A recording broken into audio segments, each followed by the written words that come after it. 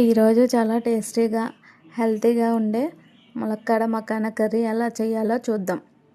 ముందుగా ఒక పాన్లో కొద్దిగా నెయ్యి లేదా నూనె వేసి మకానాను లైట్ గోల్డెన్ కలర్ వచ్చే వరకు 4 నుంచి 5 నిమిషాలు వేయించి పక్కన పెట్టుకోండి.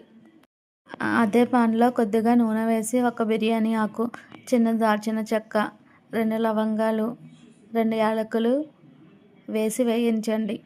తర్వాత 2 ఉల్లిపాయలను సన్నగా తరిగి వేసి గోల్డెన్ కలర్ వచ్చే వరకు వేయించండి.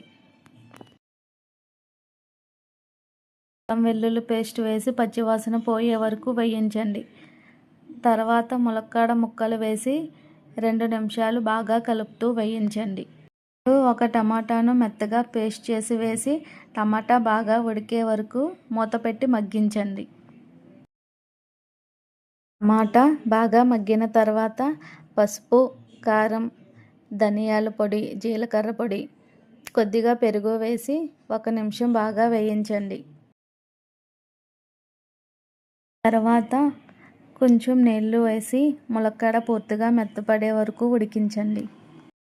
ఇప్పుడు ముందుగా వేయించి పెట్టుకున్న మకానా వేసి మరో 5 నిమిషాలు సిమ్లో ఉడికించండి.